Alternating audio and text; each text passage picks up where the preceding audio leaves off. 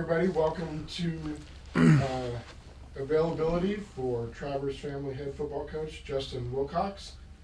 We'll go ahead and take questions in the chat, and we'll get started once we have those.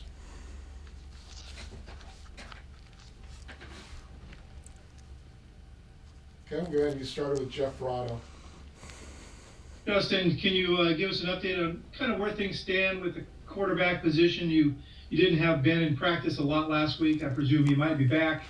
And is Fernando in the mix at all? And just kind of where things stand going into this week.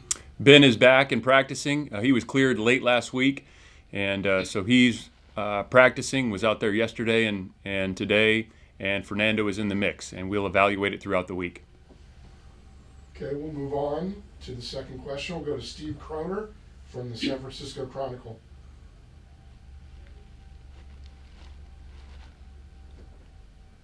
Justin, what impresses you the most about Oregon State?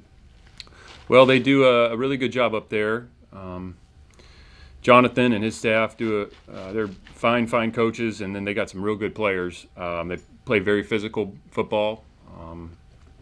Offensively, they're, we'll get in big groupings. They obviously have a great tailback. They're really good at O-line, the speed at receiver, and those guys are also elite returners, show up. The quarterback's doing a good job for them. Defensively, again, very physical. There's some similar things, 4-down nickel versus broken sets. Their interior guys and edge players are making a lot of plays in the backfield. And then secondary is very aggressive. They're going to get up and challenge you in routes at corner, in the slot. So they do a really good job. And then, as I mentioned before, the special teams and the return game, that's a weapon for them. The punt return, kick return game, they do a really nice job, and they got some elite returners there. Okay, we'll go to Jake Curtis. Go ahead, Jake. Yeah, Justin, do you know in your own mind who the starting quarterback is going to be, but you just don't want to let Oregon State know about it? Well, I don't know, Jake. I do know, Jake. We have a plan, Jake, and, maybe we'll talk about it later in the week. Maybe we won't. But we got to, like a lot of positions, we have to get more consistency there.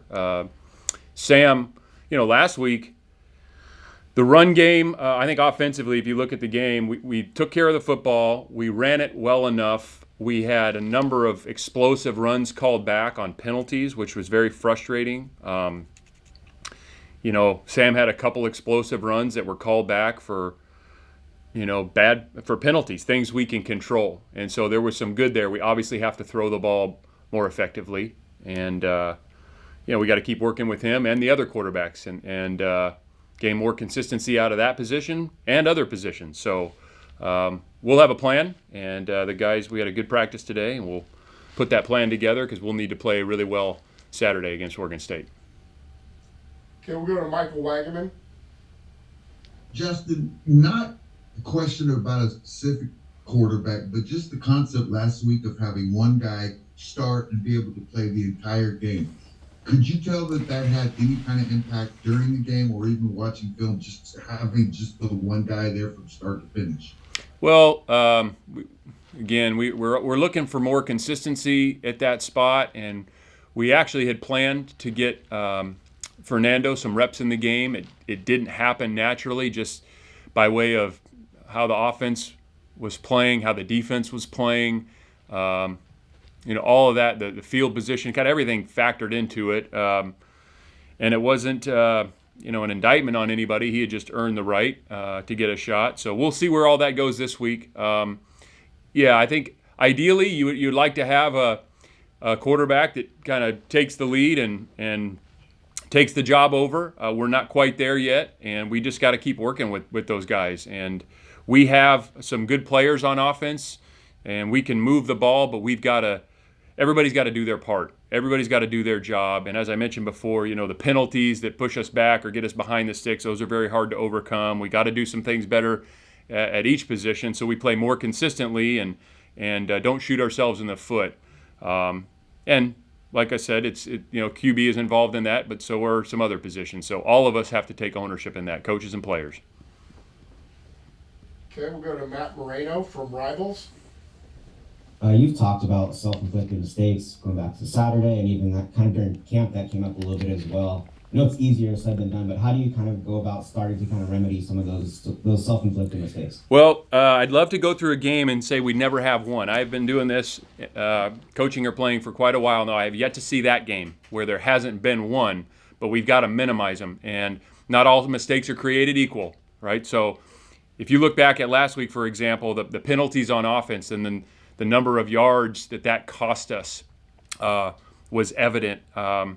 Those were problems. On defense, it was, I think, 3 plays.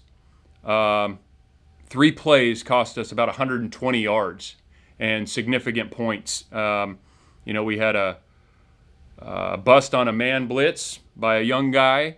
We had a veteran guy make a mistake late in the game on a simple coverage that we've run all camp, and then we had one other coverage issue that they hit us on a crossing route, which should be even if they complete it, we get the ball down. But those 3 plays were 120 yards. So if we eliminate those and just play good football and make them earn the yards they get, I think we would have played much better on defense because there were some good moments. We had a bunch of 4th down stops. We took the ball away, created a score.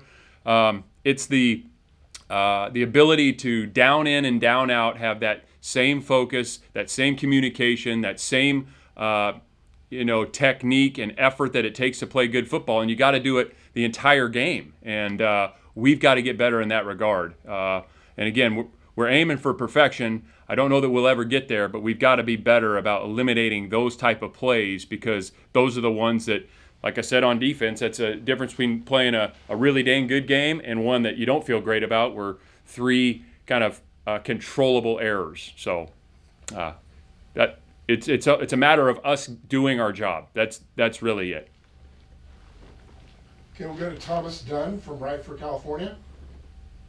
Good morning, Justin. Playing Oregon State, it's clear that you're going to have to win the line of scrimmage just to even have a fighting chance against the Beavers, but when it comes to trying to line up against this offense, how difficult will it be for the defense to deal with the way they use their receivers in multiple sets with misdirections, play actions, and even some trick plays? Yeah, they do a good job. There's a lot of different styles of offense. There's kind of the broken sets, 10 personnel looks. There's the 11 sets with the Y in the backfield that a lot of people use. There's 12 personnel, which Oregon State will use a lot. There's just a number of different ways, and there's good coaches in our conference. Jonathan and Brian and Mahler, Coach Mahalchek, those guys are really good. And ultimately, everybody's going to have a good plan. You don't really go into games in this conference on Saturday and think that the other team doesn't have good scheme. I've been doing this, again, a while. You don't really ever feel like they don't have good scheme. So these guys will have good scheme, and it's a matter of execution on both sides. And our job is to execute at a very high level, and you're going to have to play physical. You're going to have to be great at the line of scrimmage. We're going to have to tackle well. And when they take their shots, if we get in one-on-one situations, we're going to have to defend some people one-on-one. And that's how you play good football. And it'll be a great challenge for us, and our guys will be excited for it. Thank you. Anybody else have a question for the first time around? Okay, we'll go back to Jeff Ferrano. Go ahead, Jeff. Yeah, Justin, a minute ago you were talking about, those just a few plays on defense. You talk about sort of similar stuff offensively. It sounds like consistency is a real theme for you. And is it frustrating that you can play long stretches quite well on both sides of the ball, but these little controllable things are derailing you to some degree? Yeah, I think that's fair to say, Jeff. I mean, I think the frustration comes if you can do better with some kind of simple tasks, but it's not easy because the game happens quickly. There's different, you can't replicate the game in practice. There might be a young guy in playing outside backer, but he's got to get it. It's our job as coaches to make sure that he gets it, so when we go into the game that we execute it. Now, is it one thing to get it in the meeting and do it in the walkthrough and do it on a Wednesday practice? Yes, but we have got to be able to carry that over in the game at a high rate. And I think that's the challenge of football.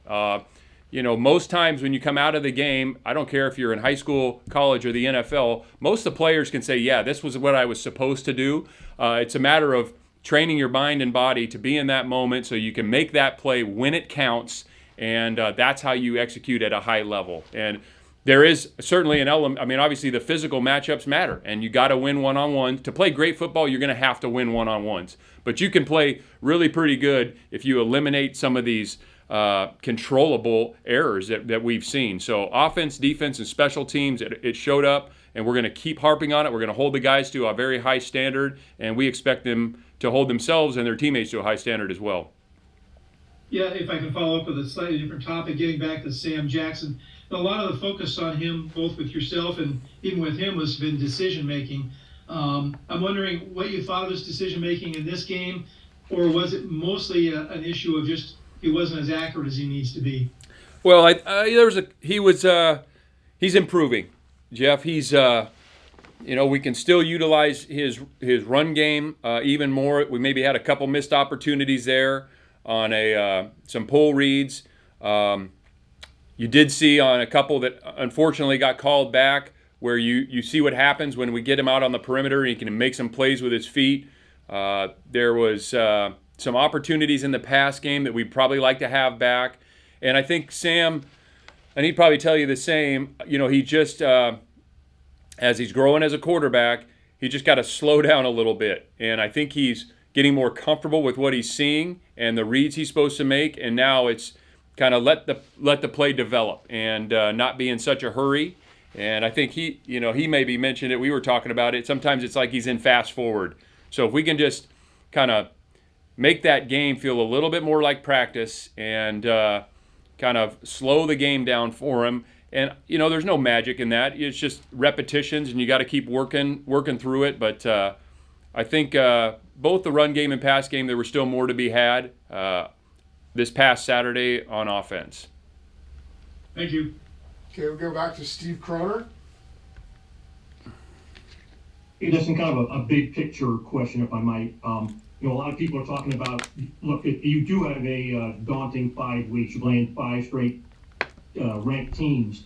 But I think there's also a perception that, I don't think people quite are giving you guys the right amount of respect that if you look at, and I'm getting kind of lost here, but if you look at the Auburn-Georgia game last week, and Auburn, a team you guys probably should have beaten, came close to beating the number 1 team in the nation. Do you bring that up with your players? Do you think you have to tell them, hey, we are good enough to be on this stage, or does that not need to be mentioned?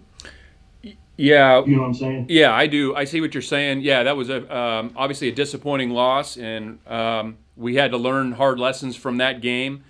And I think when you put the tape on, that really tells the story, because whether it's that game or this past week or even the Washington game, if you just look at what we have control over and, the ability we have some good players. We have to operate at a higher clip. And again, we're aiming for perfection. Will we get there? I don't know, but we just have to do a better job of eliminating some of these things that they're not real complicated. I'm not saying that it's easy, because the game is hard. The other team's got good players and good schemes too, but that's what we got to do. And we just don't need to make the game so hard. Sometimes we're making easy things hard right now, and we don't need to do that. And some of that is some, newer guys and younger guys and maybe playing together. I'm confident we can fix it. But that's where we're at right now. We just got to play much more efficient, and it's our job as coaches to help the players get there.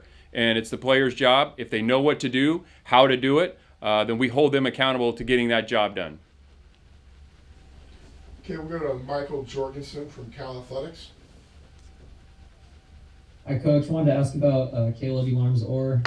Last year, coming back from injury, didn't have 1 tackle playing on special teams. This year, he's the 2nd leading tackler in the Pac-12. At what point did you sort of realize he was going to be an impact player this season, and how would you describe the way he's been able to impact games for the defense? Yeah, he's made a huge jump in the past year. It's a credit to him and Peter Sermon. for teaching that guy how to play linebacker. Because a year ago, I think I've said this before, he was a long way away. So you never quite know because so much of it is dependent on their physical ability and their mental makeup. I think Caleb is still, he has some things that he's got to get better at. Some of the things that, and what you want to see is eliminate, not making the same mistake twice. And so we're going to continue to work with him on that. And I think the more he plays, the more the game, may, again, slow down for him and find the ball even more than he does. Because he has some really, really good physical tools. He's explosive, he's fast, he's tough. But, playing behind the line of scrimmage and getting used to seeing things and the instincts of that position, I think we'll see where that ceiling is. We don't know yet. But it's a credit to him in his offseason and how he approached workouts, meetings. He put a ton of time into this. And then, again, a credit to Peter for bringing him, that far, that fast is very, very impressive. So it's not like he's arrived, but he's sure making a lot of tackles, and we expect him to because he has the ability to do that. Okay, we go back to Jeff Verano. Yeah, that was actually, I was going to ask you about Caleb as well, but another question related to him is, can you see a change in his confidence level now that he's started to play a lot more and started to have a lot more production, as you said? Yeah, I didn't take him for a guy that was, nervous or lacking confidence, but certainly if you haven't played, you got to get in there, and the experience is the best teacher. So he's gotten some experience. Again, he had a play last week that honestly gave up an explosive pass, and so we've got to clean that up. And I think he can. He has the ability to do these things. We always kind of talk about we're going to hold those players. We're going to be fair to them, but it's not always the same because guys have different levels of ability. And Caleb has a really high ceiling, and we're going to, push him, continue to push him to reach that ceiling. And so I know he's gaining confidence because he is producing, and he, I hope like we do, sees that he's not close to his ceiling, and if he reaches it, then he could be a really good player. But he's still young, and he's still learning, but it's great to be learning when you're having that much production. And in your system defensively, a lot seems to sort of be funneled to those two inside linebackers. That's been the position that's compiled huge numbers over the years. Is it then up to the player to sort of fulfill that and be able to take advantage of that opportunity? Yeah, Jeff, I've heard that before. I think somebody said that a couple years ago, but I have never seen a system where the linebackers shouldn't make tackles. I have never seen one or heard one taught where the linebackers shouldn't make tackles. That's their job. The inside linebacker's job is production is paramount. They come in different shapes and sizes, and they're not all the same. So we would expect those guys to be productive. I think Peter Sermon's done an unbelievable job since he's been here of getting production out of those guys. If you just think about the Kanashik and Weaver the first year, and then it was Weaver and Coyne Dang, and then it was who was after that. We've had production at that position every single year with different people, and then it's really a matter of how talented are they? What's their ceiling? And some of those guys are still playing, some aren't. One of the guys is the defensive player of the year in the conference, but you would expect inside linebackers to produce, but I think that's every system. I just haven't seen one where the linebackers aren't supposed to make tackles. Gotcha. Thank you. Okay, we'll go to Maria Koladova from Rivals. Morning, Coach. I was wondering if we could get an update on the injuries, maybe Taj Davis, Ethan Saunders, and maybe how Justin Williams-Thomas is doing in practice. Yeah. Okay. Taj is back in practice and cleared to go, so we're expecting him to play. Ethan is day-to-day. And who else did you mention? Justin Williams-Thomas is practicing, and I would say week to week at this point. I don't know that he would be ready for this weekend. And to be honest, even if he's ready, there's some other guys ahead of him right now. Okay, does anybody else have a question or final question for Coach? Actually, it looks like Jeff has another one. Go ahead, Jeff. Can you talk briefly about Javion Thomas? And you've used him quite sparingly, but he's been super effective for you so far. What are you seeing? What are you liking? And what does he have to do besides the fact that you got a lot of productive guys there? What does he have to do to be a bigger part of things?